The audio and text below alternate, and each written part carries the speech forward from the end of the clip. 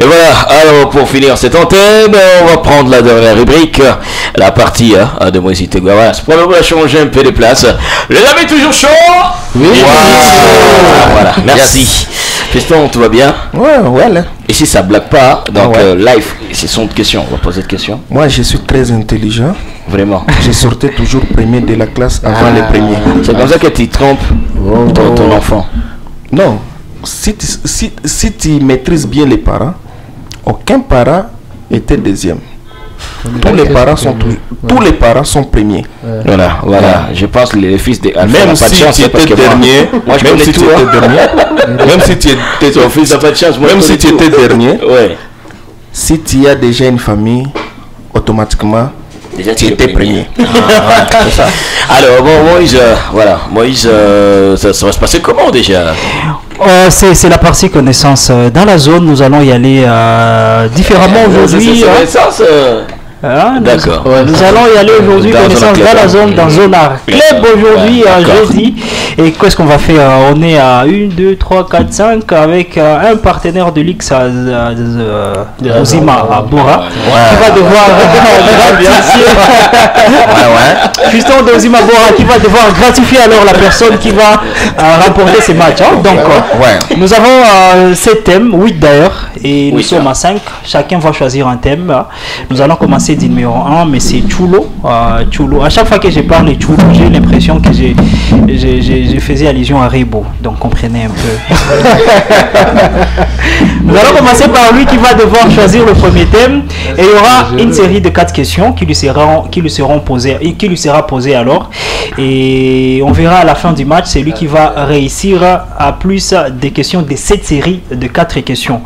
Mais attendez, à l'accoutumée, on a toujours des conditions. Celui qui échoue, il y a de conditions et tout. Et aujourd'hui, qu'est-ce qui va se passer? On va faire comment? Si on réussit, si on gagne, il n'y a pas de conditions. On peut pas laisser la veste de si bien la bio. Ok, voilà. Si quelqu'un qui échoue, nous allons prendre monsieur Fiston qui va devoir donner une condition. S'il donne la condition, s'il va enlever sa veste, de se lever, on fait ça. Non, il n'y a pas de conditions. Alors là, carrément, la personne qui échoue à toutes les questions, il sort. Voilà, il sort. Et puis la personne va réussir à toutes les questions. Non, pas toutes les questions. Bon, personne qui va prendre. C'est pourquoi je disais qu'il n'y a pas de conditions. Donc la personne qui va échouer reste toujours là, mais la personne qui va réussir, on va lui récompenser avec un cadeau signé Société Ozima Bora. C'est quoi ce cadeau on peut connaître quand même? Non, c'est une surprise. Ah voilà. Ouais. Est-ce que vous êtes chaud? Oui, vous êtes chaud. On peut y aller? Oui, on peut y aller. Nous allons déjà par M. Chulo. Je vous donne les thèmes. Nous avons d'abord les inventions, les animaux, la littérature, les événements historiques, les capitales du monde. Tiens-toi bien, c'est la science, il faut respecter. Hein? Non, c'est sa manière de se concentrer. Parfait. Je disais bien, nous avons les inventions, les animaux, la littérature, les événements historiques, les capitales du monde, les merveilles naturelles, les cinémas et les sciences. Les quoi? J'ai dit les inventions, les animaux, la littérature, les événements historiques, les capitales du monde, les merveilles naturelles, les cinémas et les sciences. Il n'y a pas un thème mystère. Il n'y a pas de thème mystère. Il n'y a pas de thème mystère. Il n'y a pas de thème biblique. C'est la science. J'ai donné tous les thèmes. C'est la science. La Bible n'est pas. Non. Oui, les animaux, il y a des animaux. Ouais. Baleine. Non. Vite fait, 3 secondes. 1, 2, 3. Si vous ne voulez pas, on choisit pour vous. Non. Voilà, allez-y. J'ai choisi. 3 secondes. 2. Facilité à tout le monde. Les animaux domestiques. Les animaux, est-ce que c'est bon ou les capitaux? Choisissez s'il vous plaît. C'est bon, les animaux. Prêt. Bien, nous prenons déjà les animaux avec les 4 questions de Chulo. Les amis, est-ce que vous êtes chauds? Il a demandé les animaux ou les capitaux. C'est compliqué, hein? Il n'y a pas de capitaux, j'ai dit le capital. En fait, depuis qu'il est devenu commissionnaire, il y a beaucoup de capitaux dans beaucoup de finances. Hein? Et trop habitué. 4 questions. Ok. Série de 4 questions, on y va. Ouais. La première question, quel animal, l'emblème de l'Australie, porte ses petits dans une poche ventrale? S'il vous plaît, vite, qu'on va y aller vite fait, on va tout droit, on peut s'étonner après les 4 questions. Mais comme ça, on y va. Ça va? Il n'y a pas de réplique. On s'étonne une fois pour toutes. Il n'y a pas de réplique. Il n'y a pas de réplique. Il n'y a pas de réplique, toutes les questions sont à lui. On y va, j'ai dit bien, j'ai recommencé. Qui peut jouer ça? Quel animal, l'emblème de l'Australie, porte ses petits dans une poche ventrale? Kangourou. Kangourou, très bien. Quel félin, roi de la savane? On risque, la partie risque de prendre beaucoup de temps parce qu'il y a beaucoup de questions, 4 questions par personne pendant que c'est 5 séries. Comprenez que laissez-nous le temps de nous concentrer. Merci beaucoup. La deuxième question, quel félin, roi de la savane africaine? Mais la règle est simple, je ne réponds pas de lecture. Ça va? Voilà. Quel félin, roi de la savane africaine, est connu pour sa crinière majestueuse? Ça, je ne sais pas. Je passe. Public, les lions avec sa Oui, c'est le lion. C'est ça. On fait sa crinière. La suivante question avec toujours mon ami Chulo. Quel oiseau incapable de voler et le plus grand du monde vit en Afrique? On va sauter. 1, 2, 3. Public. L'Autriche. Et la dernière question avec Chulo. Quel mammifère marin doté d'une corne torsadée est surnommé la licorne de mer? Donc la corne sur le dorsal. Licorne de mer. C'est ça la réponse? Non. C'est... Attends. C'est quoi? C'est... Les narvals. Ah, malheureusement, j'ai je ne saurais même pas.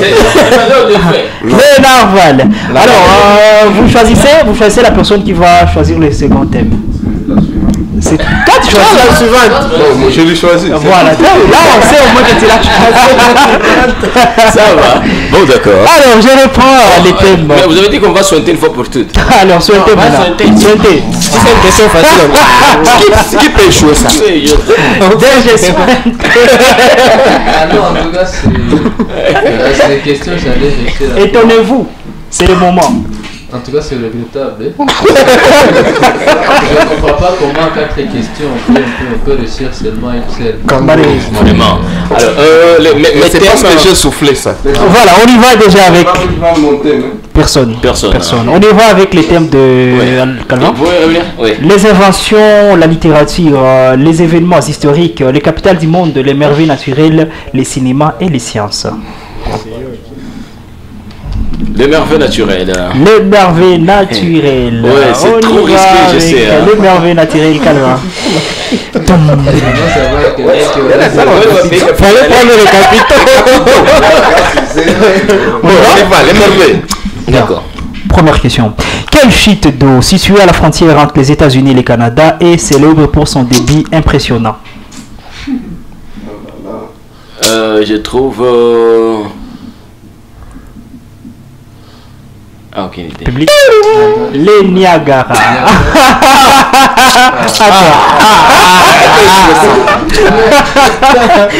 Les chutes de Niagara. La suivante question. Quel désert, le plus vaste du monde, couvre une grande partie de l'Afrique du Nord? Le désert de Sahara. Sahara, très bien, très bien.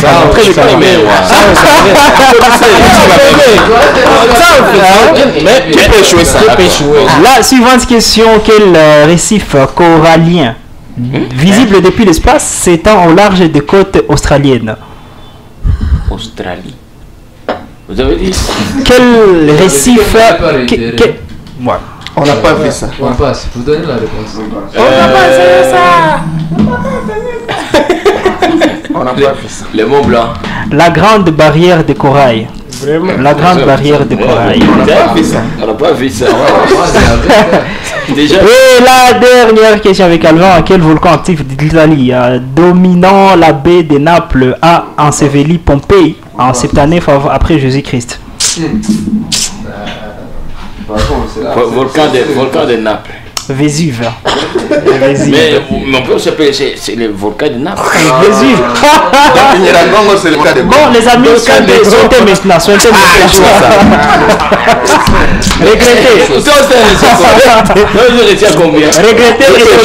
Regrettez, étonnez-vous. Alors, s'il vous plaît, on prend Monsieur Fiston. Voilà, Monsieur Fiston, nous avons jusque-là ce qui reste. Les inventions, la littérature, les événements historiques, les capitales du monde, les cinémas et les sciences. La littérature, c'est bien. Ça dépend de lui. Les pays. Les capitales. Les pays capitales. Les pays capitaux. Les pays capitaux.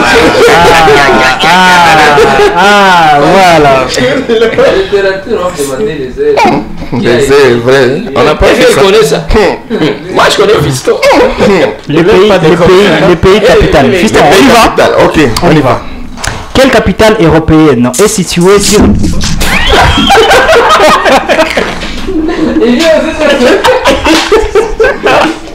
Ok, on y va. Quelle capitale européenne est située sur les rives de Danube et est célèbre pour sa valse? Stockholm. C'est plutôt Vienne. Vienne.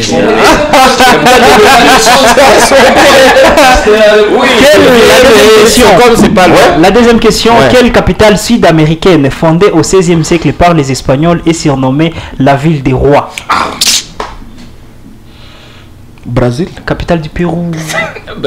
Lima. Lima. J'étais proche. C'était Voilà, la suivante question. Quelle capitale africaine située sur une île au milieu d'un lac porte le nom d'un ancien président américain?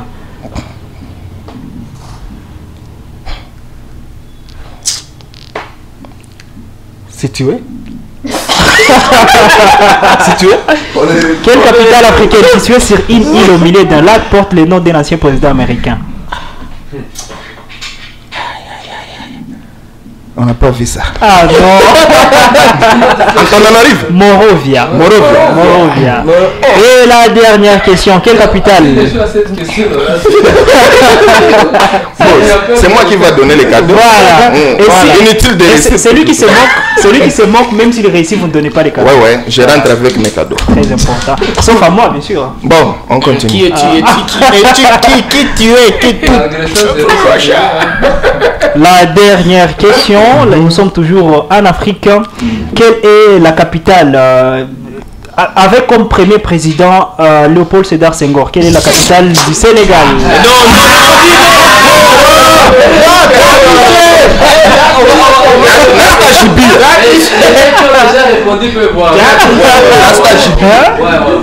Cette question de phare là, tu cherches seulement les cadeaux.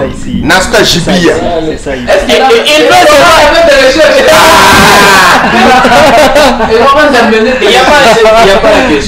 Il y en a. Posez une autre question. Parce que non, posez une autre. Bon, je change de question. Change la question. Comme vous avez dit, je change de question. Change la question. Qui a joué ça? Change la question. Quelle capitale asiatique partagée entre... Non, moi je change. Quelle capitale asiatique partagée entre deux pays est connue pour son palais de paix et de la réconciliation, aujourd'hui appelé Nur-Sultan? Voilà. Non, reprends ta question. Bon, tu as des questions. Tu peux répondre à une question. Soit la première du Sénégal, soit Sénégal. Bon, mieux, on va Sénégal. On va Sénégal.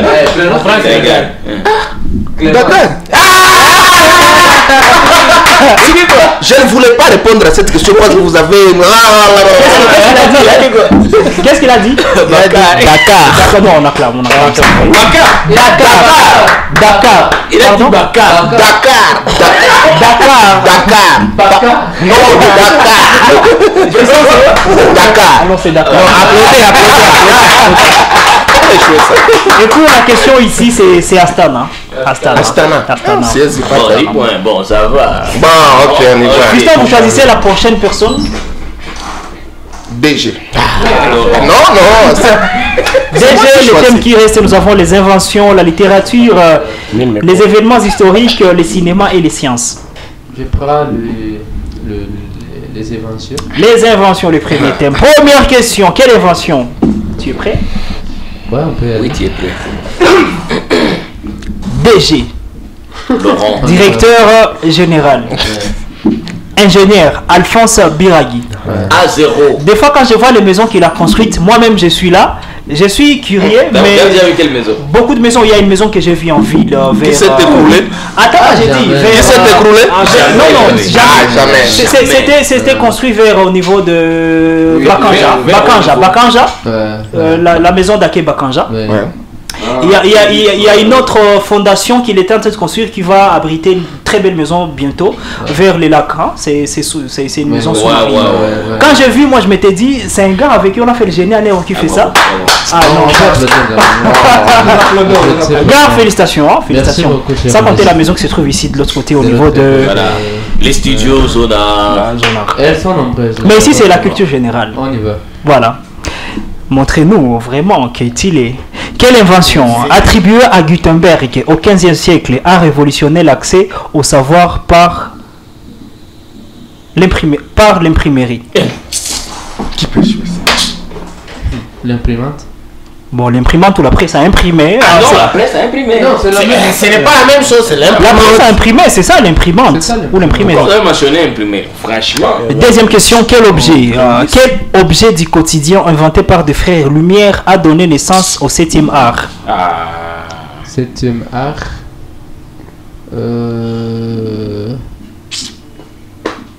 Déjà, c'est quoi les 7e art? Il faut savoir. L'appareil photo, l'appareil photo peut prendre les cinématographes. On va vérifier, mais moi ici j'ai les cinématographes. Non. L'appareil photo. Ah non. Cinématographe, c'est appareil photo, c'est ça la définition. Je vais seulement vous amener des appareils. Oui, mais c'est pas la même chose. Les cinématographes, donc nous maintenons les cinématographes. Au moins les téléspectateurs ont compris que tu n'étais pas très loin de la réalité, mais tu n'as pas réussi. Non, ce sont des mots. Cinématographe est la marque déposée d'un appareil inventé en 1895 par Louis Lumière. Avec l'aide d'un ingénieur. On ne parle pas de l'appareil photo. On parle pas de l'appareil. Alors, c'est faux. En fait, ingénieur. Au départ, c'était les cinématographes. Oui, non, j'ai les synonymes. J'ai les synonymes des cinématographes. On a ciné-club, cinémascope, cinémathèque, cinémara, cinénote, film, projection. Il n'y a pas appareil photo. Voilà. C'est le premier modèle. La seconde question. Les premiers modèles, c'est la seconde question. Quelle invention? Vous êtes prêts, hein? Oui, vous êtes prêts. Quelle invention de Thomas Edison, perfectionnée à la fin du 19e siècle, illumine encore nos foyers? Lampe électrique ou ampoule électrique, c'est écrit, hein? Il faut venir vérifier. Et la dernière question, il fallait quand même choisir en premier, donc en deuxième lieu. Quel appareil mis au point par Alexander Graham Bell a mis, lui, ça c'est ainsi, ça a transformé les communications à distance. Les téléphones.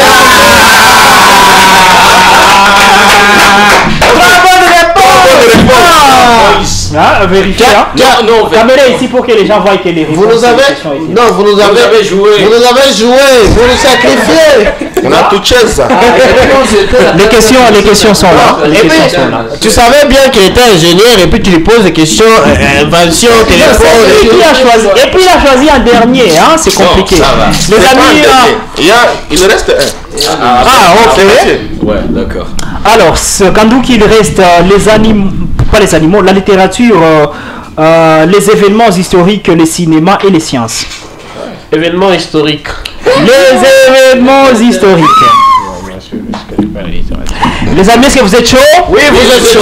On y va. Première question. Quel événement de 1789 marque le début de la Révolution française avec la prise d'une célèbre prison? Je pense. La prise de Bastille. 1889. 1789. Voilà. Deuxième question, quelle bataille de 1815 met fin aux ambitions de Napoléon Ier en Europe? Napoléon Bonaparte. Avec 500 soldats. Avec 500 Moi, je parle de Napoléon Ier. Chanter ça? Oui.